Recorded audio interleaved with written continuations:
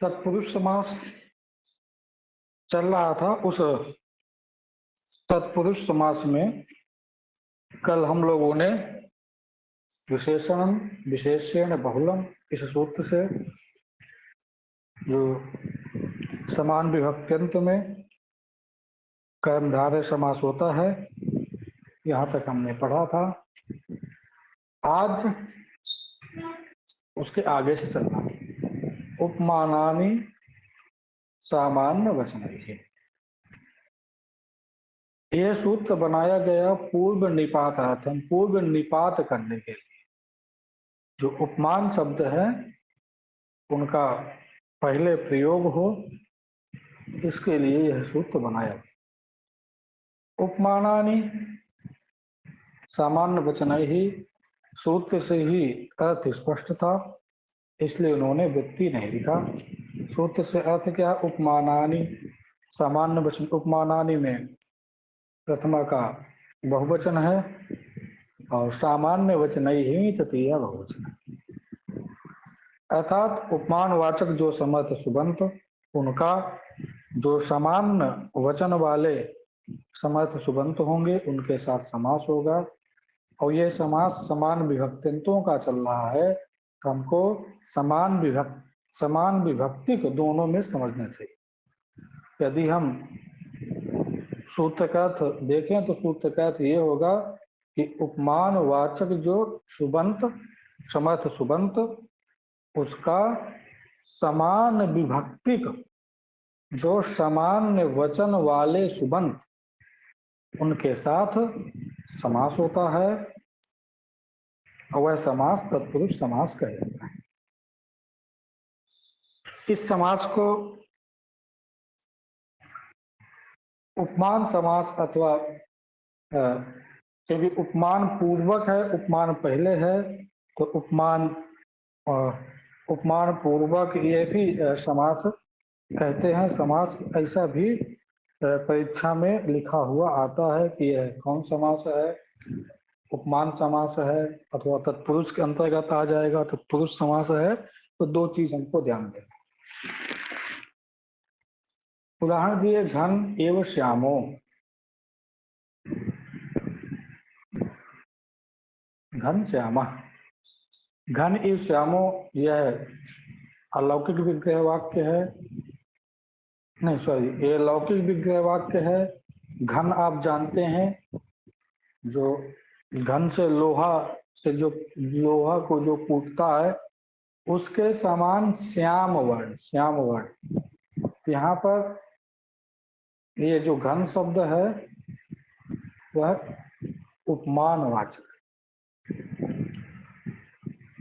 घन के सदृश। जैसे घन है, घन के जैसा। उसके बाद सामान्य वचन का वाचक कौन है? श्याम। यथा श्यामत्व इस घन में है, तथा श्यामत्व अन्यत्र जिसमें आप ले जा रहे हैं वहां भी है।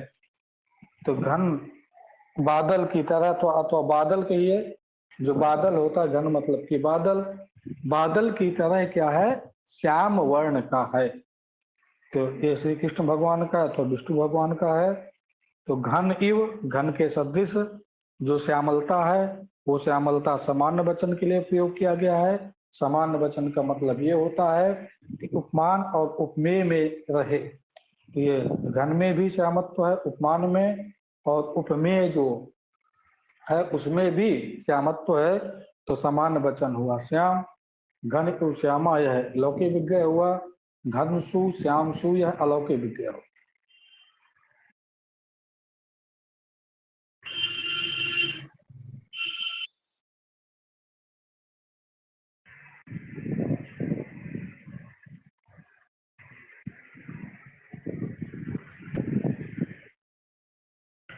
उपमानानि सामान्य वचन ही, इस सूत्र के द्वारा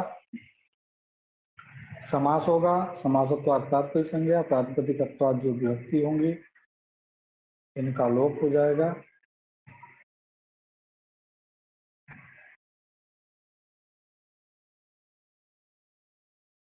घन श्याम बन जाएगा। ये जो घन है इसके प्रथमा निर्दिष्टम समास उपसर्जनम, इस सूत्र के द्वारा इस घन की उपसर्जन संज्ञा हो जाएगी। समास विधायक जो शास्त्र है, उपमानानि सामान्य वचन ही यह शास्त्र है, इसमें प्रथमांत पद उपमानानि है, तदबोध लक्ष्य में घन है, तो घन की उपसर्जन संज्ञा हो जाएगी। और उपसर्जनम पूर्वम से इसका पहले प्रयोग हो गया तो घन श्याम बन गया, और पहले जो प्रातिपदिक संज्ञा है उसी प्रातिपदिक संज्ञा को मान करके सु आ जाएगा और उसका रुक्त विसर्ग हो जाएगा, तो घन श्यामा यह प्रयोग सिद्ध हो जाएगा। इसके बाद ये वातिक बनाया गया कि शाक पार्थिवादी नाम सिद्धये उत्तर पद लोपस्य उपसंख्या में। शाक पार्थिवादी नाम सिद्धये, जो शाक पार्थिवादी गण में जिनका पाठ है उसका इस वातिक के द्वारा समास होता है, और उत्तर पद का लोप जानना चाहिए। उत्तर पद के लोप मतलब कि पूर्व पद में जो उत्तर पद है उसका लोप जानना चाहिए। पूर्व पद में जो उत्तर पद है उसका लोप जानना चाहिए। देखिए प्रयोग में इस सूत्र को घटाएंगे तो ये मालूम चलेगा कि पूर्व पद में उत्तर पद कैसे है। जैसे इन्होंने प्रयोग बनाया है,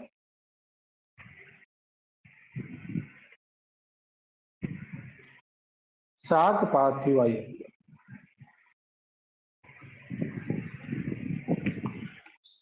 इसमें पहले इसका समास हो जाएगा, शाक प्रिय, शाकस्य प्रिय शाक प्रिय, षष्ठी तत्व समास हो जाएगा।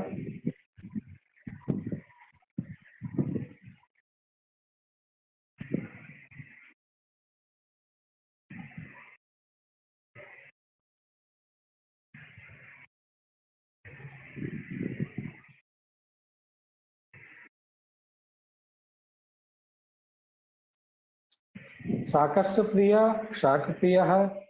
उसके बाद हम पार्थिव शब्द के साथ समास करेंगे।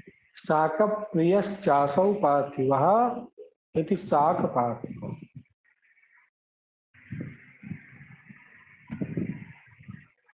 ऐसे कह दी सा चासौ पार्थिव।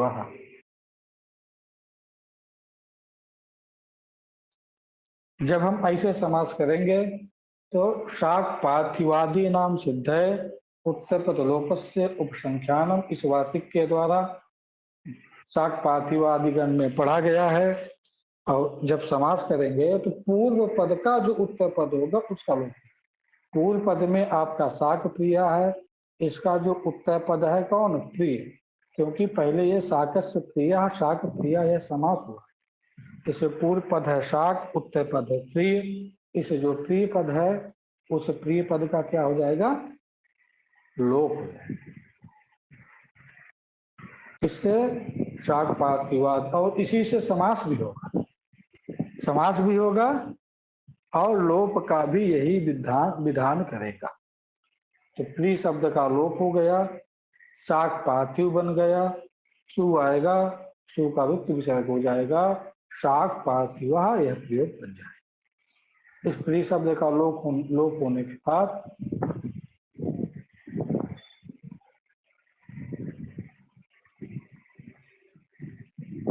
शाक पार्थिव बन जाएगा, सु आएगा, सु का रुक्त विसर्ग हो जाएगा, शाक पार्थिव यह प्रयोग सिद्ध है।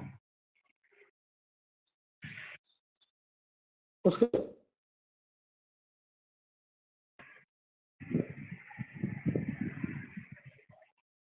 अगला वाला जो प्रयोग है वह भी इसी प्रकार, उसमें भी आपको कुछ विशेष करना नहीं है। देव पूजको ब्राह्मण, देव ब्राह्मण इसमें देवस्य पूजक, देव पूजका ये समास होगा। और फिर देव पूजकश्चासु ब्राह्मण, जो पूजक शब्द है इसका लोप हो जाएगा, देव ब्राह्मण बन जाएगा, सु आएगा, सु का भी विसर्ग हो जाएगा, देव ब्राह्मण यह सिद्ध हो जाएगा। ठीक है, इसमें कोई दिक्कत तो नहीं है। जैसे पहला वाला शाक पार्थिव यह प्रयोग है, उसी अनुसार ये भी देव ब्राह्मण यह प्रयोग सिद्ध है। इसको उत्तर पद लोपी समास भी कहते हैं। ये शाक पार्थिवादि इस वार्तिक के द्वारा इसका समास होता है। मध्यम पद लोपी भी कह देते हैं, क्योंकि इसमें बीच वाले पद का ही लोप हुआ है। मध्यम पद लोपी समास भी आपको कहीं कहीं पे ये देखने को मिलता है।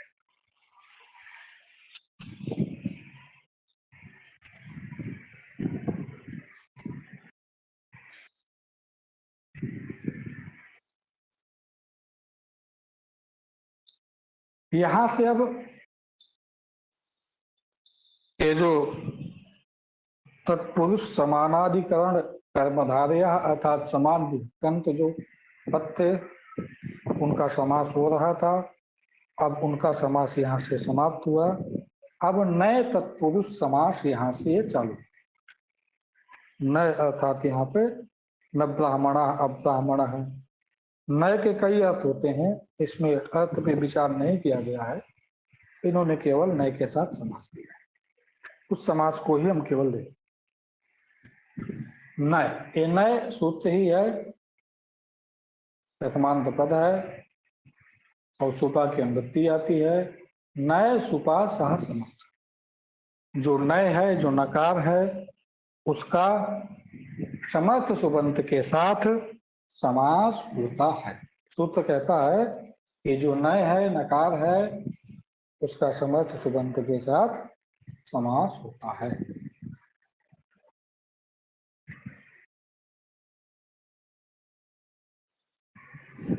इसके बाद नलोपो नयः, नयो नस्य लोपः उत्तर पदे, जो नए संबंधी नकार है उसका लोप हो जाता है। कब? यदि उत्तर पद में कोई परे हो, कोई भी परे हो, उत्तर पद में यदि पर में हो, तो जो नए संबंधी नकार होता है उस नकार का लोप हो जाता है। ऐसे न ब्राह्मण अब्राह्मण, यहाँ पे न ब्राह्मण ये आपका लौकिक विग्रह वाक्य हुआ। ना सु और ब्राह्मण सु यह अलौकिक विग्रह वाक्य हुआ, यहीं पे समास होगा। नए से, ये नए है नकार, उसका समर्थ सुबंध ब्राह्मण के साथ समास हो गया, और इस सु का क्या हो गया? लोप। क्या बन गया? ना।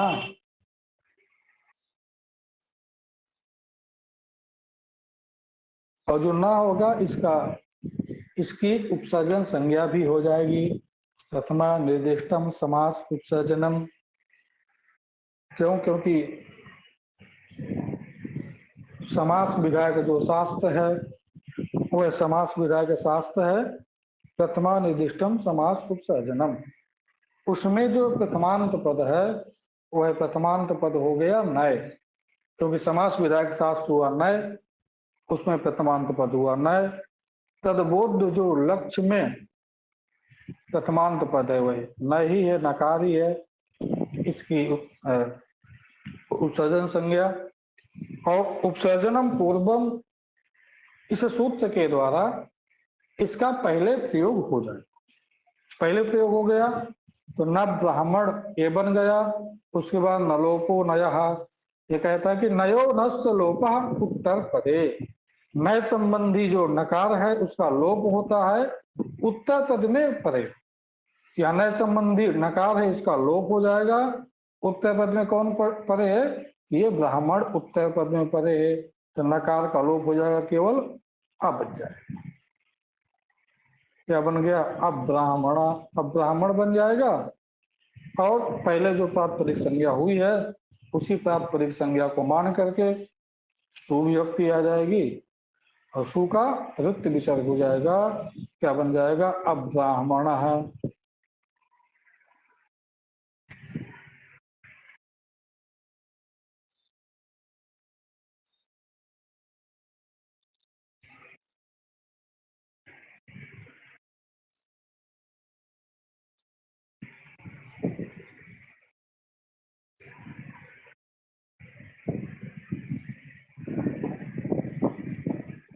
चलिए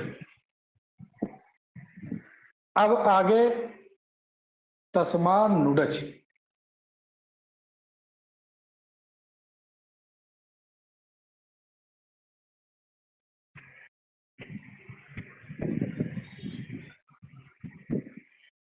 ये क्या कहता है कि लुप्त नकारान्वय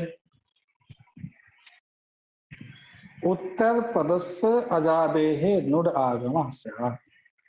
जहां पे लुप्त नकारान्वय, जहां पे नय संबंधी नकार का लोप हुआ हो, नय के नकार का लोप हुआ हो, यदि उत्तर पद में आजादी होगा, उत्तर पद आजादी होगा, अच आदि में होगा, उसको किसका आगम हो जाता है?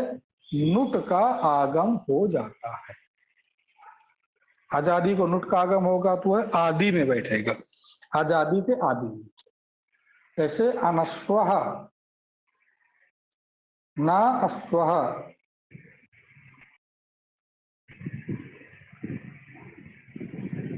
ये लौकिक विग्रह होगा। ना सु, यह अलौकिक विग्रह। नय, इससे समास होगा, सु का लोप हो गया, ना अश्व बन जाएगा। नलोपो नया, इस सूत्र के द्वारा जो ये नकार है इसका लोप हो जाएगा, उत्तर पद में परे है अश्व। क्या बन गया? आ अश्व बन गया। अब तस्मान नुडची, यहाँ लुप्त नकार है, नकार का लोप हो गया है, आजादी है तो नुट का आगम हो जाएगा, तो क्या बन गया? आ, नुट में उठ चला जाएगा, ना अश्व, मिला दीजिए अनस्व बन जाएगा, सु आएगा, सु के स्थान पर वित्त विसर्ग हो जाएगा अनस्वः। ना अश्वः अनस्वः।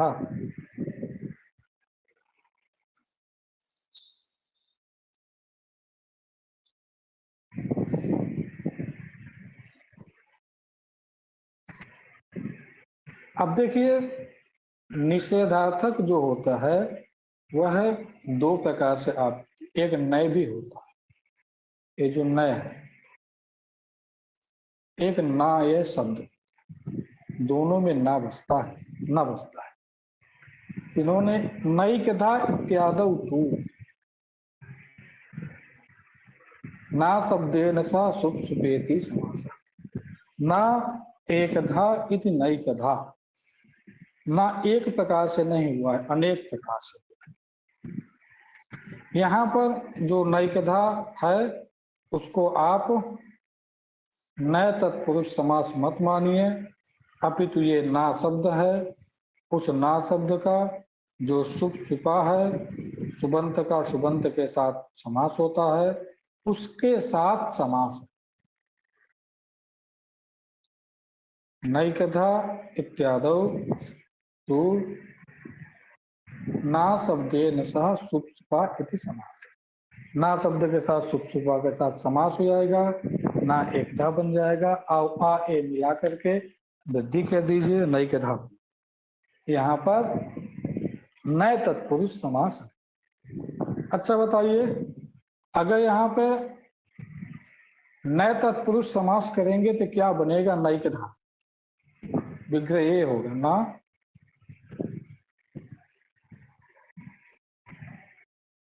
बोलिए, यदि नए तत्पुरुष समास करेंगे तो इसका रूप क्या बनेगा?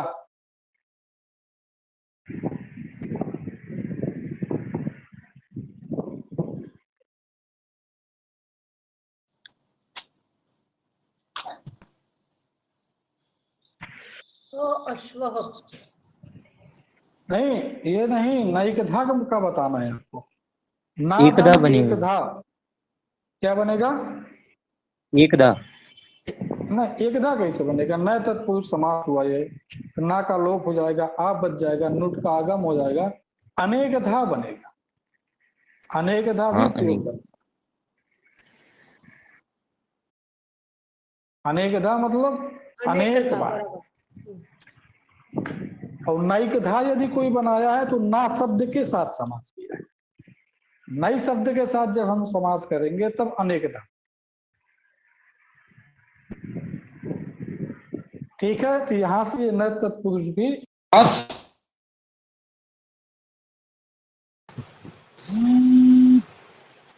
तो आज का हम पाठ यहीं तक रखते हैं। यहाँ इसमें यदि किसी कुछ पूछना हो